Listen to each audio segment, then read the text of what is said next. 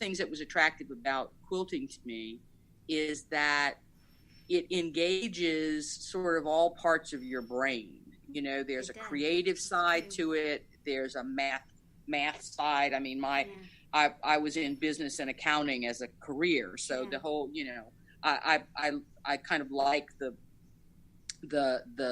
detail, and you know, and it can get you out and see people, and you know, kept my hands nimble, and you know, so it was good. I mean, I felt like it was what appealed to me.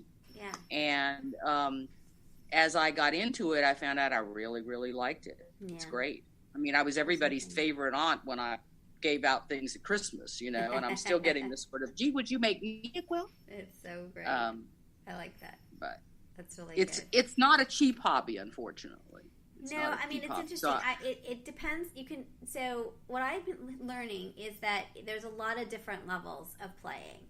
So you can do it cheap. You can do it like there's a group Quilting on a Budget, right? And you can. I know. Right? Yeah, I'm sorry I can't see all of their stuff. Yeah, since they've closed the group now. Oh, he closed the group. Oh, you can just email him. He's on our group, so just message him and he'll let you in. He said that. Perfect. Yeah, perfect. So just, okay. Yeah, so he just doesn't want like it to grow to a bazillion people, which I totally get. I still think 31,000 is quite a few people. Wow. We're you like, can call some of those. Right.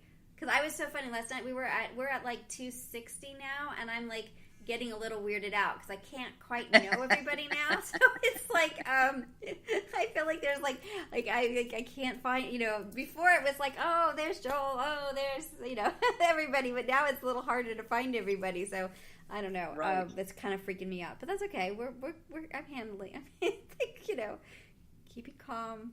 But anyway, yeah. So I think, and then there's some people that we interviewed, like Liz, that refuses to really buy fabric. You know, that they do all, like, people give her fabric or she buys it in different, like, I think that there's different, like, but I do think that the world we live in, the push towards big stashes, and also Australia.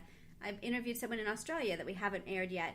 They don't have big stashes because the fabric is too expensive.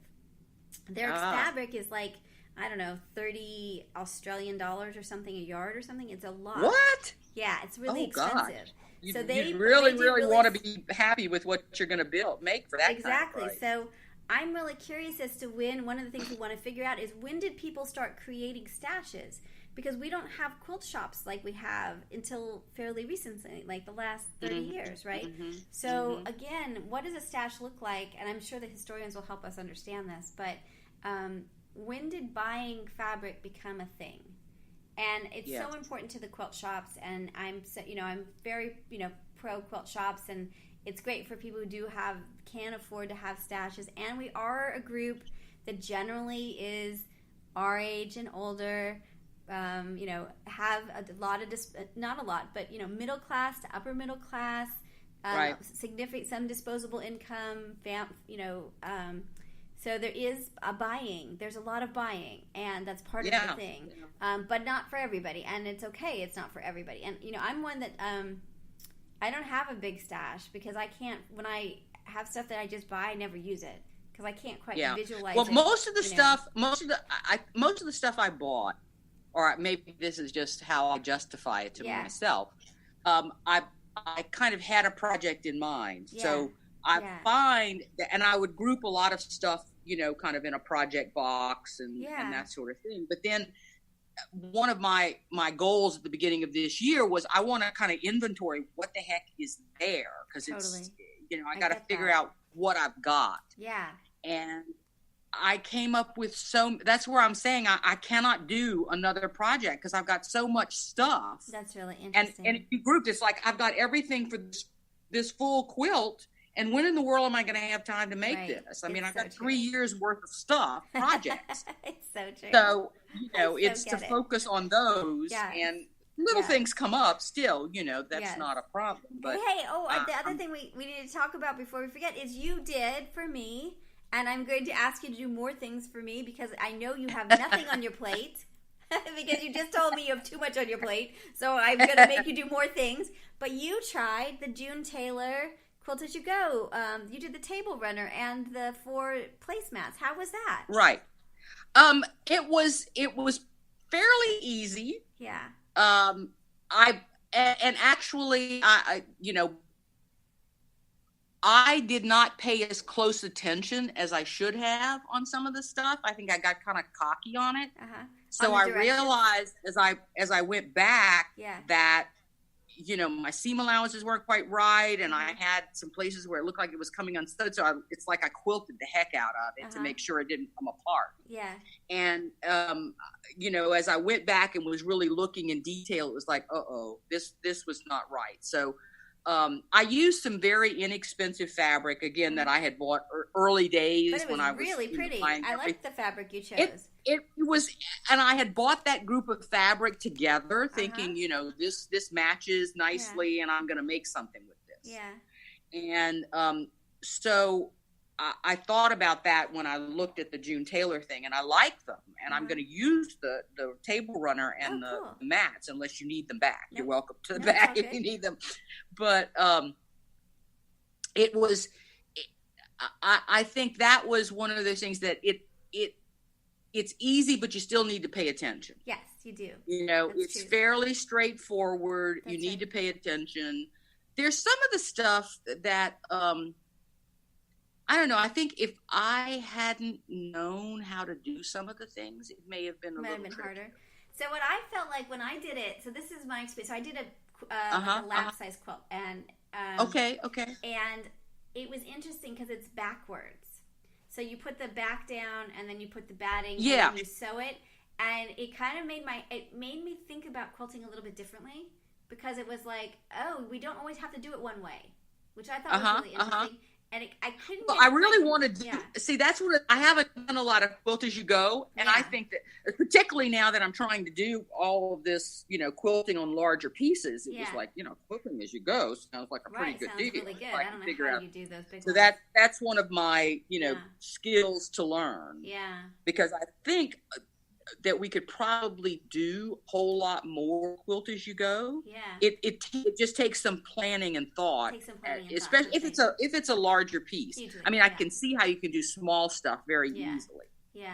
And that makes a lot of sense. Yeah. But even some larger pieces, I have, and of course the artist's name it escapes me completely, but Peterson was her name, and doing these Rosa Sharon, I think was the name of the block, and so you can make each block individually, and then and it's like it's applique, right? And so she uses satin stitch or whatever around her applique pieces, and because she's doing it quilt as you go, it's almost reversible. When you look on the back side, you're seeing the stitching around the flowers. So you've got that design on the back side of the quilt, which I thought was kind of a cool idea. Oh, that is a cool idea. So that's one of those things that I have it all in a box with all the pieces of batik, and it's going to be made one day. Awesome. Well, we're at 40 minutes because that's just what happens. So, you're part of our quilting army, and we're going to start strategizing about how to get to more shops and to do more adventure. Yes. Have you ever been on retreats? Have you done quilting retreats yet? I have. I haven't done the big ones that are sponsored by GSQA, but there's a lovely little retreat house up in Independence, Louisiana, called the Tangi Retreat House. This is Tangipahoa Parish. And we have gone up with a group of about 10 from our guild and maybe a couple of guests from other guilds. Yeah. And it was wonderful because you quilt for 4 or 5 days straight. And this little place, it's lovely little rooms and all that sort of stuff. And in this particular one, some places they provide the food for you. This one, everybody signs up and you each do a meal. And in a way, that's kind of annoying because you have to stop and do that. But if you plan ahead of time, it's not a problem, and it's so inexpensive. Mm-hmm. Like I did 2 of those last year and loved them. And we got another one coming up this summer. And this time we're going to go from Wednesday through Sunday, and it's $100. It's $100. That's amazing, right? I mean, and I'll provide one meal for maybe $50 at the most. That's really great. So it's very inexpensive when you think about it. Yeah, it's really remarkable that it's really interesting. Mm-hmm. Yeah, well, that's another part and so this lady was a quilter, and had her husband was a developer, I think, or somewhere in the construction trade, and they found this little house, and it's got this huge workroom with lots of lights and the tables, and so you show up with your sewing machine and your stuff, and there you go. And you just do nothing but quilt every day, all day. And it's marvelous. That sounds really great. My husband called it a posh sweatshop. Well, you must come to one of our retreats. They're fun. Great. It's very funny. It's like, I'm so exhausted. I have to keep quilting. He's like, no, you don't. No, you don't. It's voluntary. Well, it was funny because, we would end up quilting till 10 o'clock at night or whatever. Yeah. It was still great. I made my kid, my 14-year-old, she came with me on a quilting retreat last summer. It was really sweet. So it was her present. She quilts, so it was very sweet. But she was very, very tolerant of being part of a quilt retreat. Yeah, these little old ladies in there quilting at her. That's right. Well, that's it was great. Very adorable. So, all right, well, cool. So we are going to have lots of adventure, and we're going to do more things. Have you, on the intellectual property side, do you feel like it ever touches your life? Do you worry about making copies for people, or is there? I try to be very careful about not making copies for people. Yeah. I get asked every once in a while, and I'll usually tell them, well, I bought it here, or it's online here, and you can download it and whatever. Yeah. In one of the discussion streams on the website, or on Facebook, actually. Yeah. Someone had talked about a person plagiarizing a tutorial that they had done. And I'm putting together a little class that I'm going to do at one of the local shops here at Emma's shop. Right. Are you you're doing a Hexie class? Are you doing the Hexie class? Yeah, a little Hexie class. Mm-hmm. And so reading through that, it's like, I need to make sure I did redo the pictures, and I redid all the instructions and everything, but I knew that it was based on something that Emma found on the web from a lady in Australia. And so I'm going back and adjusting to make sure that I say thank you very much to so and so and so and so who had done a similar thing. It's different, but I don't know how different it is. Right, and we're going to start talking this summer. We're going to have copyright school for the summer, so I'll start to. That's very good. Yeah, that's very good. We'll get we'll have little lessons about how all of this and. And I don't plan to put mine on the web or anything, but I think you're right. It's fair to have that. Yeah. And, the lady had it in a blog. She hadn't used it as and she can't. The difference is techniques can't be protected. So basic shapes can't be protected. How she expresses the directions can. Her videos are expressions, so you can't just swipe her video. Although you could put a link to it. And it's just photos and a little bit of text. So it's a line, and also there's a moral element. The idea that you're sort of giving her credit. If you were charging, you can. I don't know. There's variations, but we'll talk more about it. It's complicated, but it isn't. I think it's common sense, when people, and as you said, it's nice that you suggest where you got the pattern from. Although some patterns you have to photocopy, right? So paper piecing, they tell you to go photocopy it. So, sure. So that's the different. Yeah.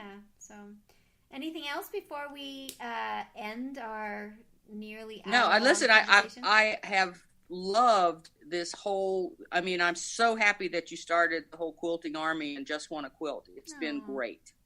It's been great. I mean, just following the, the